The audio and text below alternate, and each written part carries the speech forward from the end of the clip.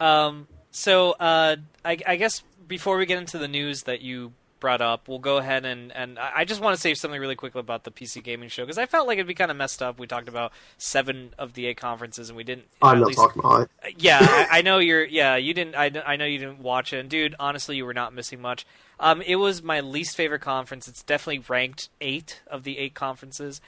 Did not like it. I do have to say I thought it was really cool when Phil Spencer came out and he talked about the future of Xbox and PC gaming and the cross-platforming. I think it was a really beautiful notion.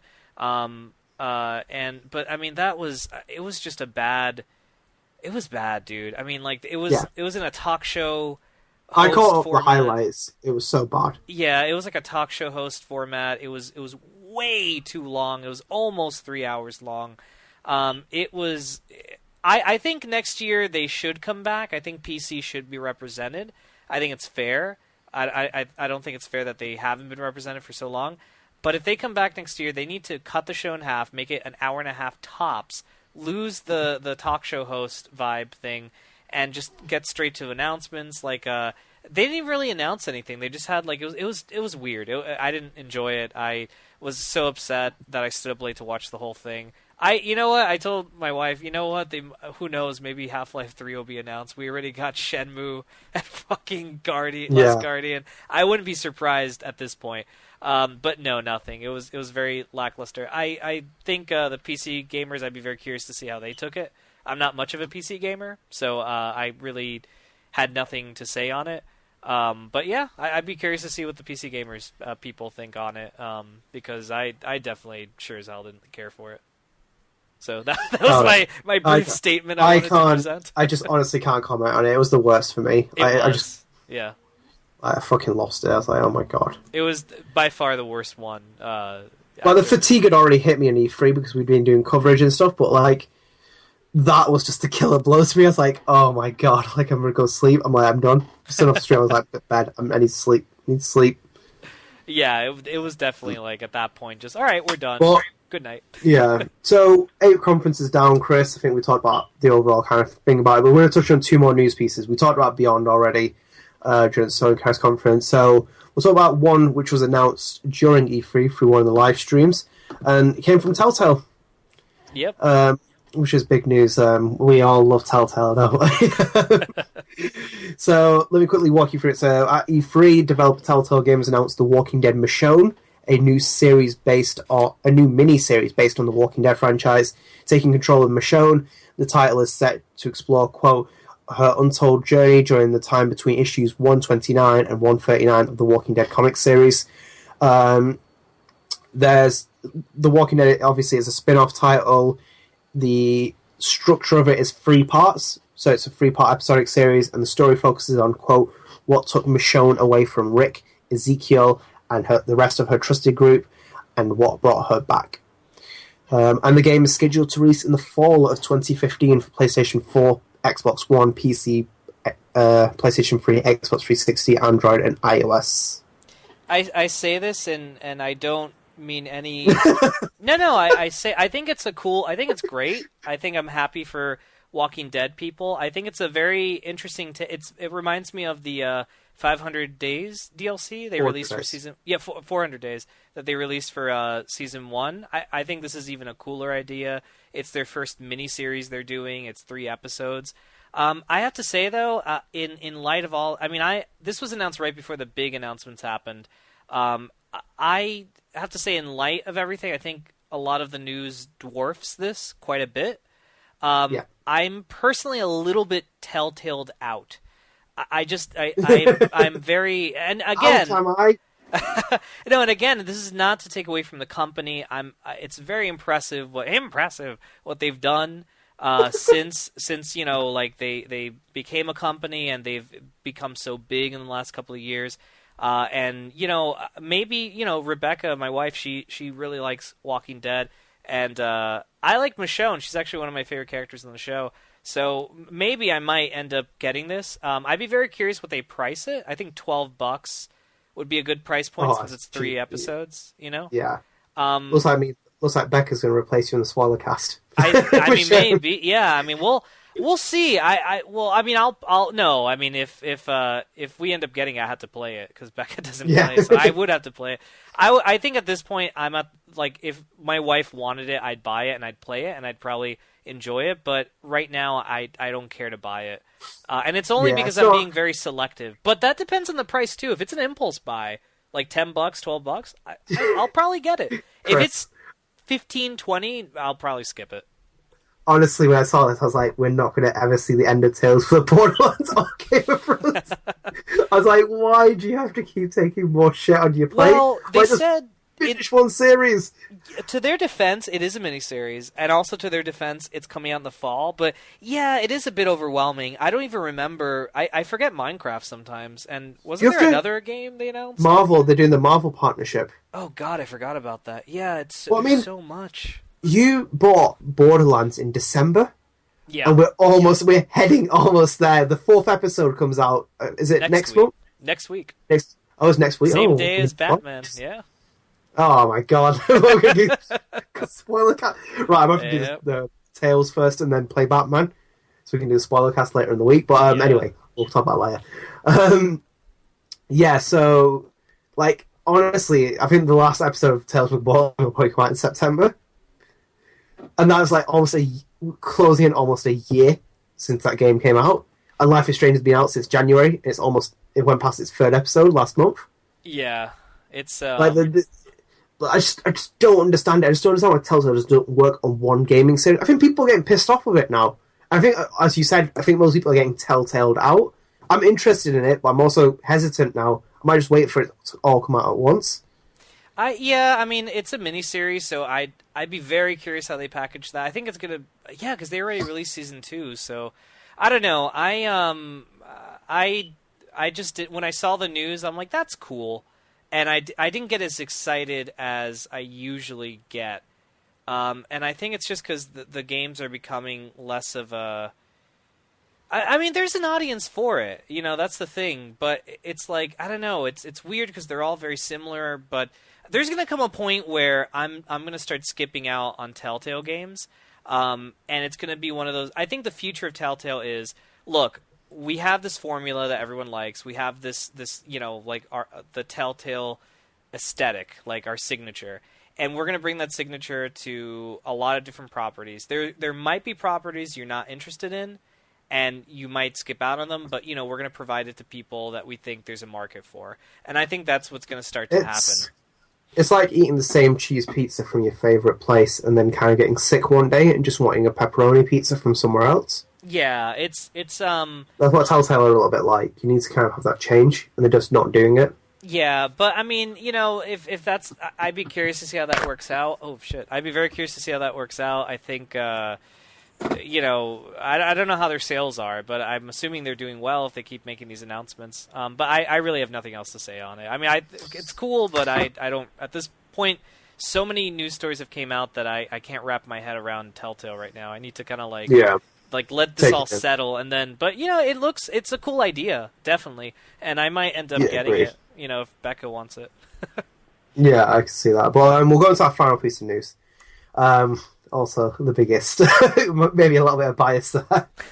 But there was a new trailer for Metal Gear Solid 5, The Phantom Pain. Oh, yes. So, Kojima wasn't there. Konami still have him locked in a basement somewhere. Yeah. Well, he did direct and edit the trailer. 6-minute trailer, Chris. Oh, this man knows how to make trailers. It was... I could... No, go ahead. No, I could see this man make trailers like every day of my week. I just watched every single one he'd make. Oh, it's so good. He's really good at it. I mean, dude, I thought it was a great trailer. The game's right around the corner, and every time we see a new trailer, I feel like a new layer is added to the puzzle, and it keeps people on their toes. It's weird. I can't really say anything aside from when you watch it, and you've been covering the game as long as we have. It's just it's nice. I will say I thought so mystifying. Yeah, the one thing I will say about though, I feel like the trailer came out of nowhere. I didn't even know it had came out until you sent me the message and you gave me the trailer, and I was I think I By- called you. I think I called you a god. yeah, by the way, context of this, guys. I was watching the trailer, and Chris dropped a message like, I think you're right. Maybe this trailer's going to be shown during the Sony conference, like you said. Like, Chris, it is streaming right now. You're like, what? It's like, the fuck is going on? I was like, here you go, Chris. Here's a link. Yeah. That was really fun. That made my day when I was like, Chris, trailer? Yeah, because, dude, I thought, like, okay, they didn't show it at Microsoft. They promised it on Monday. And, I guess they're going to show it at Sony. Fuck, we're going to have to wait that late. Because I'm like, there's no way they're not going to make this a big thing. This is the last E3 Phantom Pain's going to appear at. And it's the last Metal Gear game that Kojima's going to make and that he could potentially appear at E3. And I thought it was kind of a dick move that they didn't give it a big triumphant thing, and I think it's just part of Konami's weird power play that we still don't know what the hell's going on about. Yeah. And so that was kind of like the only negative thing I could attach to it. It's not even related to the content itself. It's just more like the what's going on behind the curtain. I just think Konami's just like incompetent with the marketing of this game. Yeah, it's a big game. Like if you're gonna like get people never to buy one of your games again, you need to sell it with this one. Yeah, at least sell it. Do effort with marketing. Look at the fucking work that Kojima's put into the trailer. Yeah, I mean, dude, he's been working. I loved that trailer. I loved it so much. Oh, it was great, dude. It was an excellent trailer. The eeriness, the music choice they picked was great.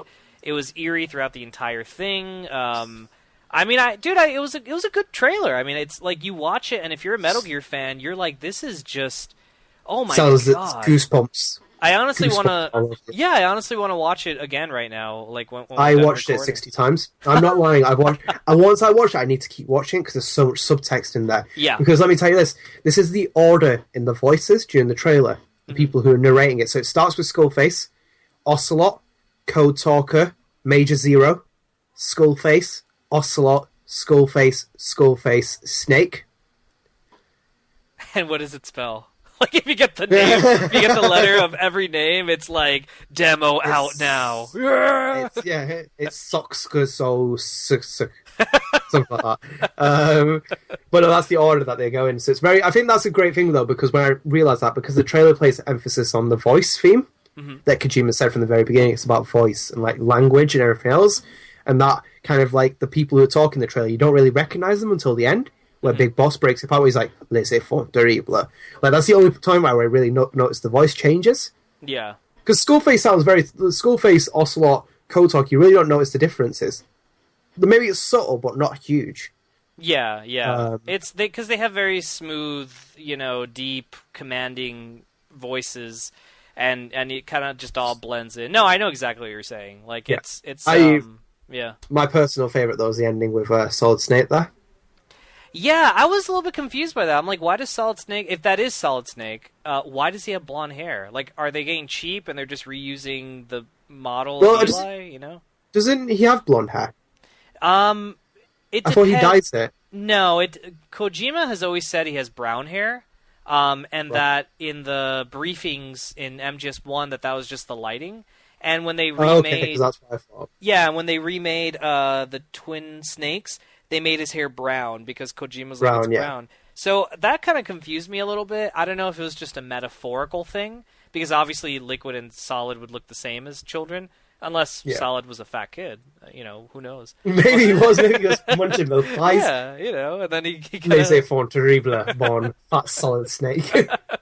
That's why his name is Solid Snake, because he was solid. Big. They're like, he has the recessive genes. Look at him eat that chicken. Those chicken wings getting munched down. But he's like the guy from Game of Thrones. I'll take 2 chickens. The Hound. Fuck the king. The fox hound. Dude, it was great. I mean, at this point, I'm good to go. I'm just like 2 months, man. Less than 2 months away. Or no, less than 3 months away. It's like 2.5 months away. Metal Gear Solid 5, and dude, it's definitely gonna probably end up being Game of the Year for me. Based off of all the layers that game has. It's gonna be pretty nuts. So. Yeah, it's gonna be absolutely insane. There's so many great moments in it. It shows great. I love the part where Big Boss is. Do you know one of my favorite shots though? Is where Big Boss is standing in front of that Metal Gear, and he looks behind him and he sees Skullface, and the camera pans to the other side and he disappears. I just love how the Skullface like enigma is there. Yeah. Like, what is he? Like, what is he actually meant to represent? He's is Robin, he like, damn it. he might be Robin. Big Boss. Yeah, he might be. Like, oh my god, it's like the most unbelievable thing. I even love the part where Snake's running away from the. I think it's Zeke. It looks like Zeke. The Zeke like Rex figure of Metal Gear. Mm-hmm. He kind of runs away and it's just like unbelievable and like, oh my god. And I think the Solid Snake, Liquid Snake at the end was just like unbelievable. I was like, like, oh my god, there's a 4 people. I was like, damn. I mean, at this point, if it's like they really have just like fortified, like that's Liquid, dude. There's no doubt about it. If anyone's like, that can't be Liquid, they're bullshitting themselves. I love Solid Snake's wiki where it says brown hair, later grey. Like, thank you for that. Yeah, just so you know. I do wonder why he has blonde hair, though. Because I for some reason, I just thought he had blonde hair. I thought because of the lighting during those... It's probably... I think it's a metaphorical thing. Like, we get it. We understand. Like, they both have the same face. Even Solid even had long hair at one point, just like Liquid. So, maybe, but I'm cool with it. I think it might play in that theme where Liquid is told that he is the recessive one. That maybe they're intentionally dyed like Solid Snake's hair so that Big Boss finds them and he thinks that they're the same person. Yeah, I mean, or it's more symbolic to being that twins. I think it's just the symbolism. But you know what, dude? Honestly, I think that, but what I think doesn't matter. What anybody thinks doesn't matter, because at the end of the day, at the end of the day, when Kojima makes a trailer, he fucks with us so hardcore every time in a great way, though. I mean, he's a mastermind at like making us look one way and doing something else. And I say that in the most sincere, biggest compliment I could say, because I love that. I love being surprised. In this day and age, it's so rare to get surprised that to be able to, it's like, oh, thank fucking Christ! Like, the internet didn't spoil something for me, even when I wasn't looking for it, you know. But yeah, it was a great trailer, man. It was overall good stuff, and I really dug it.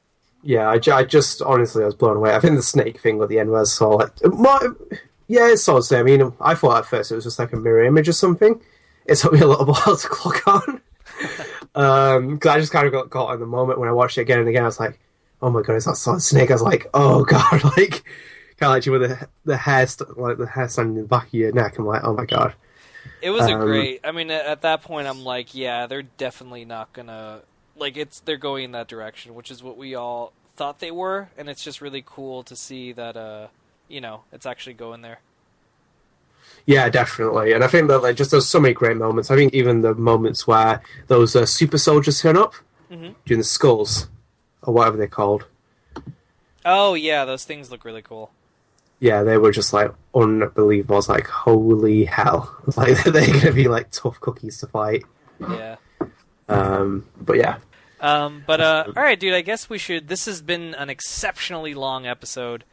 I think the fatigue started to hit me at the end of this episode. I was just like, kind of like dying down a little bit. Dude, it was a lot. I mean, this is a lot of content that we covered today. I mean, it's been a big E3 thing, and I hope you guys enjoyed the coverage we did. I mean, this is it's pretty major stuff. I mean, this is it's been a big E3. All right, dude, I guess you want to go ahead and close us, take us down? I will take it. I'll take us down.